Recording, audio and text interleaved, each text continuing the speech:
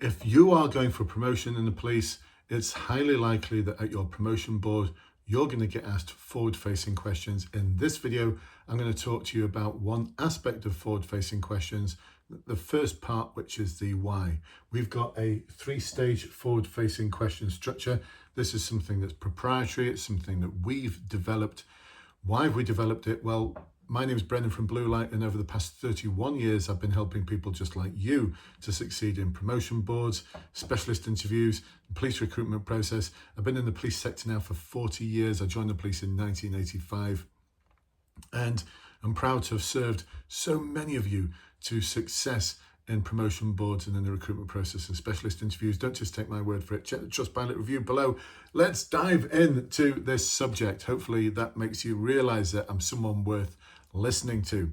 So this is actually based on a webinar that I ran just recently, actually just a couple of days ago, with our Promotion Academy members. Now, our Promotion Academy is where we support people, one-to-ones, small group webinars, a ton of online material to succeed in their promotion boards. We actually guarantee it. If you don't pass, we give you your money back. How about that? We are that confident.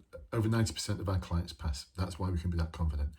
And we were looking at that, it crops up all the time. In just about every webinar, someone will go, I'm really struggling with forward-facing questions. First of all, what are forward-facing questions? Well, the example we looked at in this webinar was around standards of investigation, performance around standards of investigation. And it stems from the fact that this particular force, and this candidate who's going from sergeant to inspector, comes from a force where they're struggling, where HMIC, Her Majesty's Inspector of Constabulary, Fire and Rescue Services have already outlined and indicated that they are not doing well in terms of standards of investigation. And once we started unpicking this, it became acutely obvious why. I mean, have you ever looked at the College of Policing Authorised Professional Practice for investigative standards? It's so complicated. It's got so many hyperlinks to other pages and other documents. No wonder people struggle with standards of investigation, because the actual authorised professional practice, in my opinion, is really, really confusing. And so we talked about that and how to simplify it, but that's all in the how part of the answer. So our forward-facing question, so the answer structure for a forward-facing question revolves around, first of all, why is the thing so important? Secondly, how are you going to deal with it? No more than three things. I like to think about one immediate thing to solve the problem, to stop the wheel from coming off. The long-term thing to prevent the thing from happening again in the future, to make sure that the standards are high, but that's some long-term work. And the third thing, no more than three, we're not going to do a shopping list, no more than three. The third thing is around, I'm actually doing this already, but until I've got a pair of these on my shoulder, let's just dig it out, until I've got a pair of these on my shoulder and they're not Velcroed on, they're sewn on, then I'm finding it difficult to implement this long term. And then we move into the next part, which is the what, that loops all the way back to the why. What will the result be when I implement these things? So it's a perfect forward-facing question. Answer, it works. Like, seriously, our clients come back from their promotion boards and just say, just so worked, it was a dream. So there we go, that's the structure. What we're going to look at tonight is some of the things that we discussed in the webinar. I mean, bearing in mind, we spent an hour and a half looking at these things. We started looking at the why. So why are standards of investigation so important? Now, you need to know your panel. You need to know your board here. Because if you've got a board full of stats monsters, there's no point in giving them a story, a qualitative story about why standards of investigation are so important. Or if you're delivering to a board that's not so interested in stats but loves stories, then you'd be wanting to tell them a story. Or even better, this is something I learned through the School of Hard Knocks as a police officer, as a neighbourhood inspector, always have a set of stats in one pocket, in one back pocket, and some qualitative stories in the other back pocket. So depending on who you're talking to, you can make sure that the language you're using aligns with what they're looking for. And I'm talking more about senior officers here. It took me the School of Hard Knocks of pissing off so many superintendents and chief superintendents for me to realise that I can't go through the world pissing off senior officers. I'm going to get my royal backside kicked even harder if I keep doing that as an inspector. Who knows? I might even get demoted to one of these. No, probably not. But yeah, there's a way of making life easier. Always have in your back pocket something to tell them. Now, how do we equate that into our answer, our forward-facing answer? So we started looking at qualitative things, and we raised two particular cases. One of them was the handling of a high-risk missing from home, who I don't want to identify the force, but had certain issues that made them really, really vulnerable. The other investigation that was in the press for this force was some colleagues that are going to court for tasering an elderly person. So which one would we use? Well, we're going to use the handling of the high-risk missing from home because it's got far more moving parts to it, and it's something that you're likely to get involved with as an inspector. You're unlikely to get involved in the investigation of colleagues who've tasered an elderly person and it's all over the press. That's something that PSD are going to deal with. So unless you're in PSD, I wouldn't go near that kind of case. I'd look at something that's more relevant to your position, your future position as an inspector. So a high-risk missing from home who's vulnerable for some very, very specific reasons, very press-worthy if it all went wrong, and actually it did go wrong in this force. Because it's all over the press. So why are standards of investigation important? You talk about this story, and you talk about the impact on community and the impact on fellow officers, and the fact that some officers may be under investigation for not carrying out an effective investigation. There's so many different impact factors you can bring into it. But we don't want to spend too long on this, because the key part, the part that's got the most information and the biggest part of your answer, is the how. So the other thing we looked at was some stats. So we looked at the charge rate for violence against women and girls. In this particular force, only 7% of offenders are actually charged or summoned for offences that involve violence against women and girls. And it's pretty much the same right across the board. So look at your force and look at what the detection rate is, the charge rate is.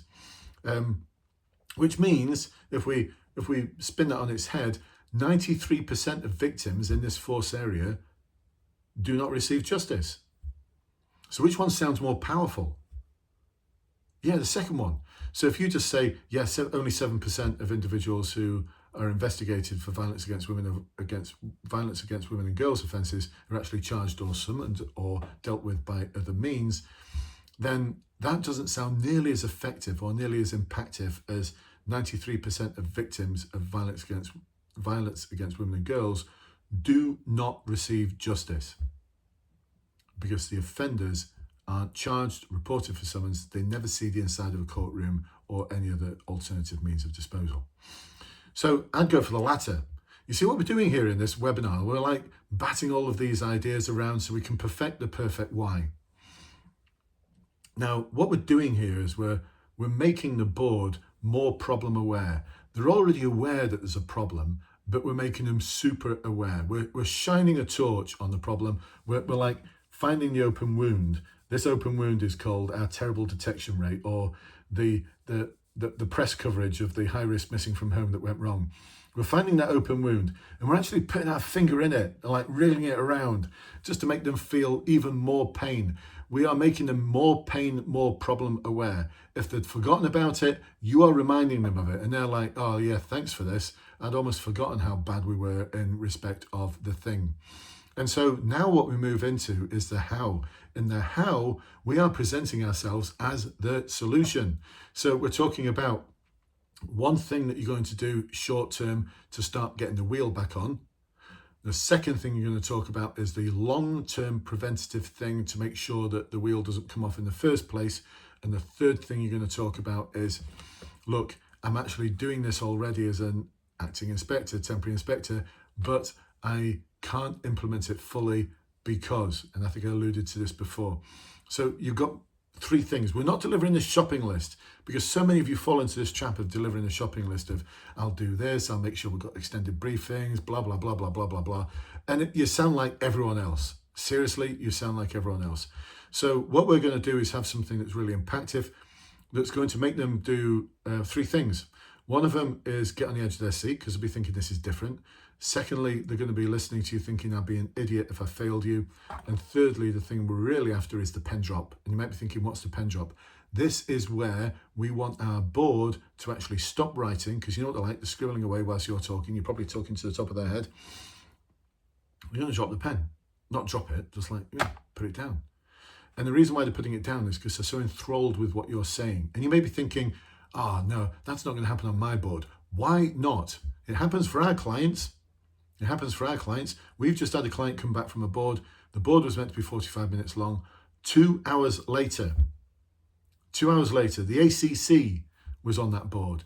2 hours later, the ACC stopped the interview and saying, I'd like to discuss this further once you've been promoted, effectively telling them you've passed your board, despite the fact that normally it'd be like a week or so before. But, if you're having that interview and it's 2 hours long when it should have been 45 minutes long, this individual got their pips. They knew they were getting a pip straight away. And actually, the ACC did put them in charge of the thing that they were talking about that had the ACC on the edge of their seat. So if you're thinking that's not possible, it absolutely is.